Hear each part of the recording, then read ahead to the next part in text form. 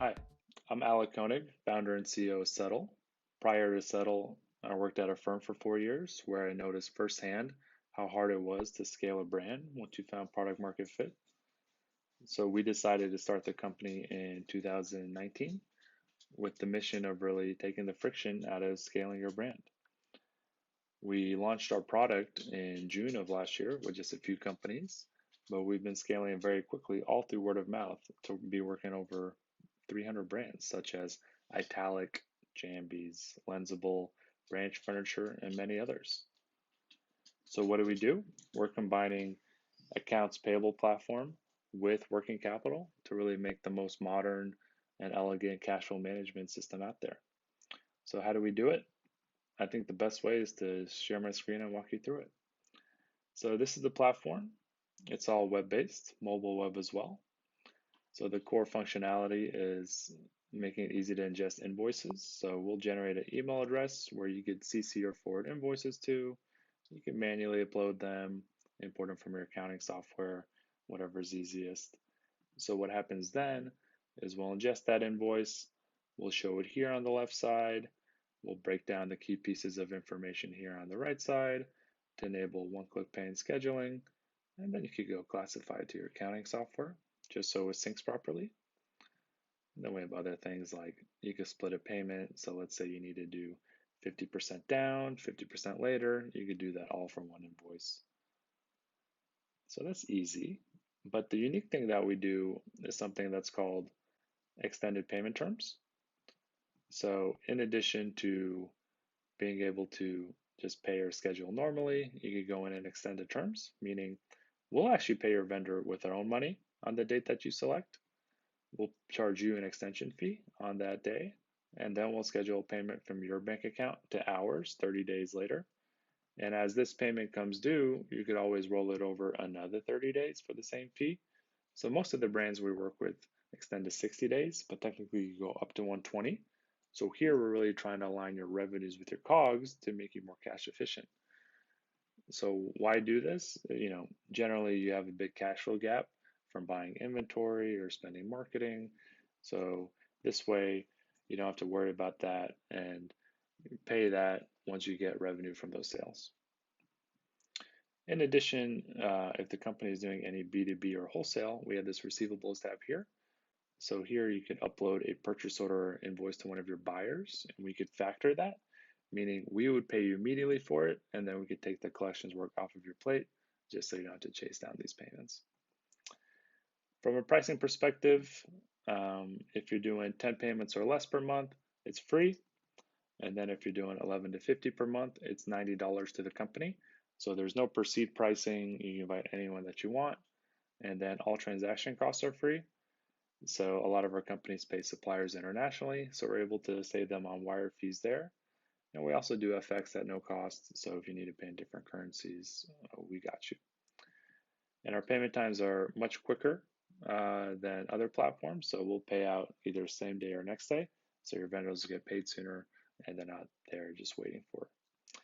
We make getting set up super easy. So connecting to your accounting software, if it's QuickBooks or Xero, we still need to build out a NetSuite integration. So hopefully we'll have that in 3 to 4 months. And then you'll connect into your bank account. That takes about 30 seconds with Plaid, and then you're good to go. We also have the ability to create, approval rules. So let's say you want someone to approve payments before they go out. You could do that here very easily and just select the people's name that you need to approve. And then you're good to go. That's generally it. So looking forward to the Q&A. Bye.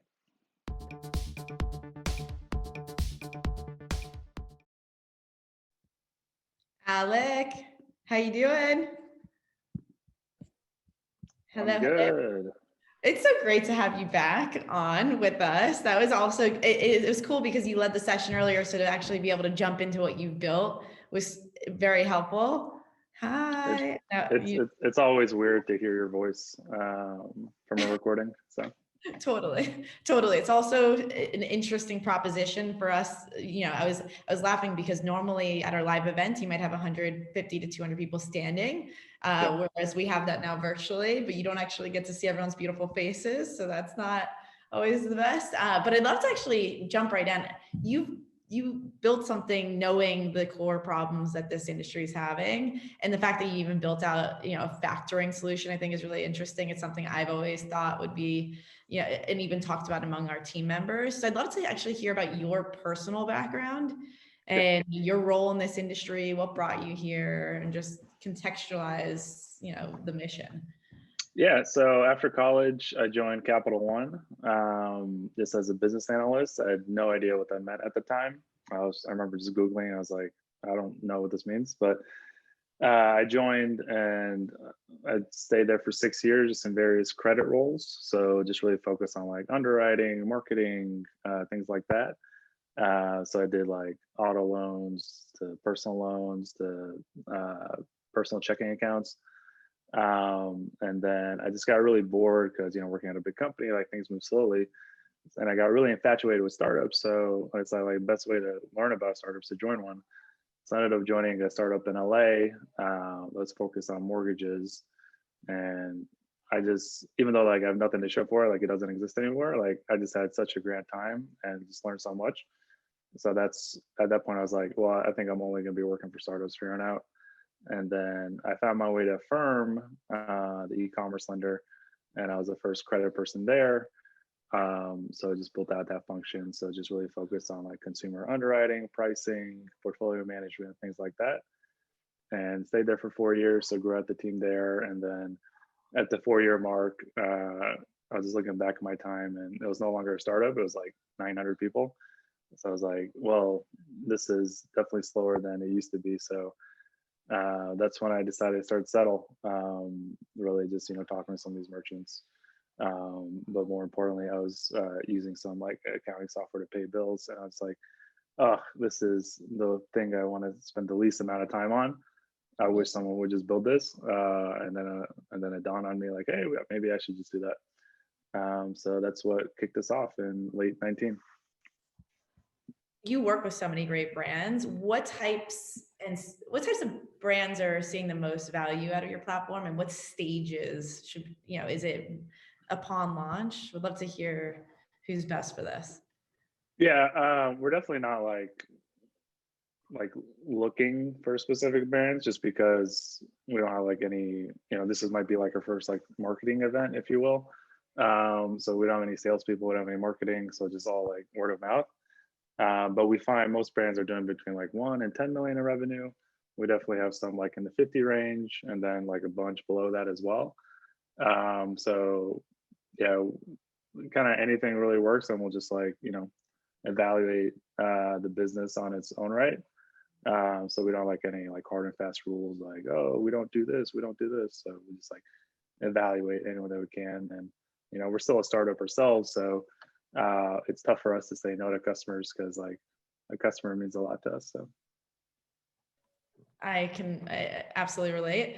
On that note, I'm actually curious, what are the most common pitfalls you're seeing for brands this year? I mean, you came into the world, right, as a business in basically it went right into a pandemic. So from a cash yeah, flow management standpoint, there's yeah. a ton to talk about here. I mean, what pitfalls are you seeing? What advice can you share?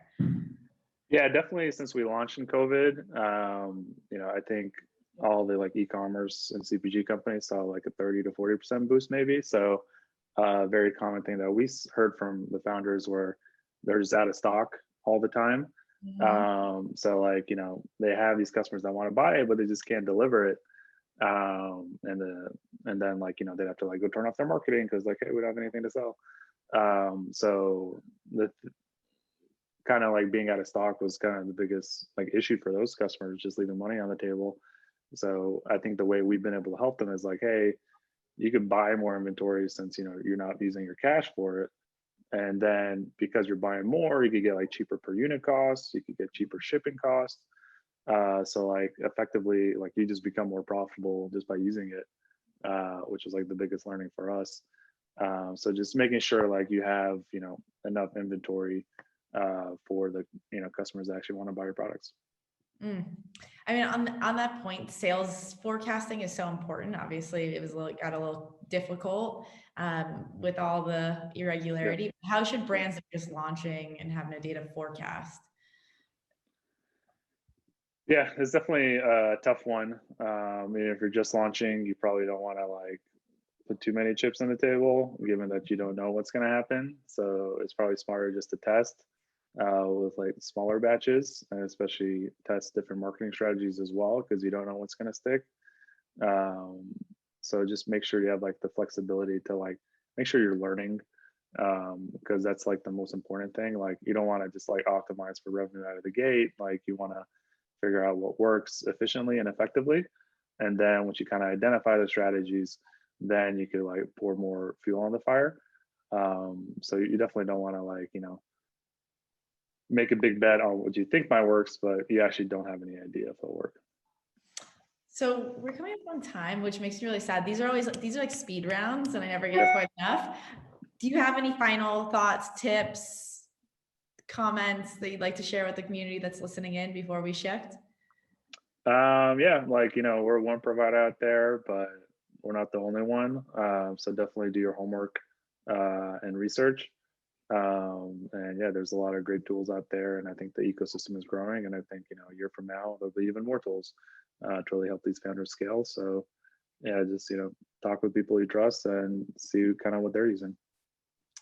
Where's the best place our team can get in touch with you?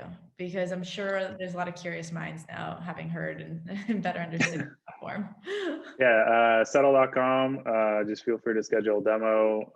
It'll either be with me or one of our customer success leads. They'll walk you through, answer any questions you have. It's very short. It's like 5-7 minutes because it's just so simple. Or always feel free to email me just at alec@settle.co, or just get me on LinkedIn or what have you. So Well, thank you so much, Alec. And thank you for your team for, again, supporting you being here. And for those listening in, get in touch with Settle, check it out. Make sure you're really well situated from a cash flow management standpoint. You don't want to hit those pitfalls. Alec, we are going to shift forward. Again, thank you, thank you, thank you, thank you.